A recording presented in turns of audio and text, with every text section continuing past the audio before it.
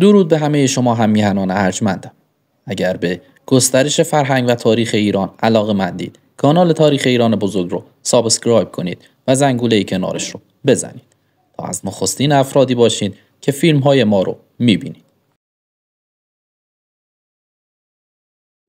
پس از به تخت نشستن در انشان، کوروش لشکرکشی هایی را آغاز نمود که از سال 558 تا 529 پیش از میلاد 29 سال به درازا کشید.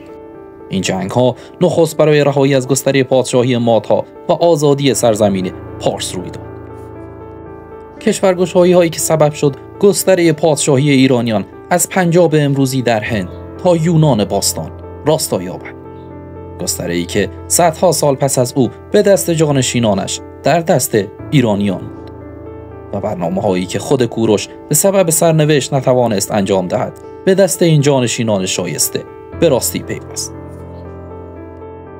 کوروش نخست در برابر آستیاگ که پدر بزرگ مادریش بود به جنگ برخاست تا آزادی پارس‌ها از چیرگی فرمانروایی مادها را به دست آورد. بنمایه‌هایی به دبیره میخی میانرودان نشان می‌دهد که کوروش پس از به تخت نشستن با امپراتوری بابلی‌ها پیوند دوستی استوار نموده است تا گمانش از سوی باختر آسوده باشد و همه اندیشه و نیروهای خود را برای جنگ با مادها به کار گیرد. کوروش لشکرکشی خود را با یورش به دژ مادها در پاسارگاد آغاز نمود. به گفته هرودوت تنها 3 تیره از 6 خاندان پارس به خیزش کوروش پیوستند، اما او برخی از نیک نژادها و فرماندهان ماد را به سوی خود کشانده بود. پس از پیروزی و چیرگی بر پاسارگاد این شهر را پایتخت فرماندهی خود نمود. کوروش در آغاز همانند پدرش با پادشاهان ماد هم پیمان بود. سپس در سال 553 پیش از میلاد آهنگ یورش و پیروزی بر ماد را کرد. به همین سبب آستیاگ شاه ناگزیر شد که لشکریان خود را از بخش هران که پس از شکست آشور به دست مادها افتاده بود را فراخواند.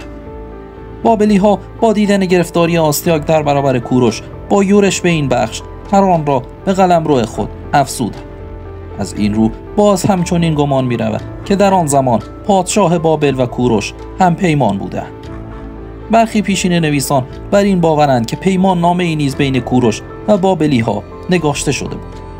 در این میان آستیاگ شاه پیکی را نزد کوروش فرستاد و او را به دربار فراخواند. کوروش پاسخ داد بسیار بیشتر از آنچه چشم داشت دارید در آنجا خواهم بود. این گفته پیامی روشن نشان از لشکرکشی و جنگی بزرگ را به دنبال داشت. پیروزی بر ماد در 2 جنگ رخ داد. در نخستین جنگ آستیاگ سپاهیانش را همراهی نکرد و فرماندهی را به هارپاگان سپرد که این کار بزرگترین لغزش او بود، زیرا که او گمان می‌کرد هارپاگ هم پیمان و از خویشاوندان اوست و هرگز به پادشاه پشت نمی‌کند. اما هارپاگان همه این سالها را به کینه دوزی از آستیاگ به سبب خوراندن گوشت فرزندش سپری کرده بود و برای خونخواهی با کوروش هم پیمان شد. هارپاگ پیش از این نیز کوروش را همواره به پیروزی بر آستیاگ فرا می‌خواند. بدین روی بخش بسیار بزرگی از سپاهیان و فرماندهان آستیاگ به کوروش پیوستند. پس از این رویداد آستیاگ شاه فرمان داد تا مخها و خوابگزاران دربار را به سبب خوابگزاری نادرست خوابش به 4 میخ بکشند. همچنین فرمان داد چه پیر چه جوان برای ایستادگی در برابر کوروش آماده شوند.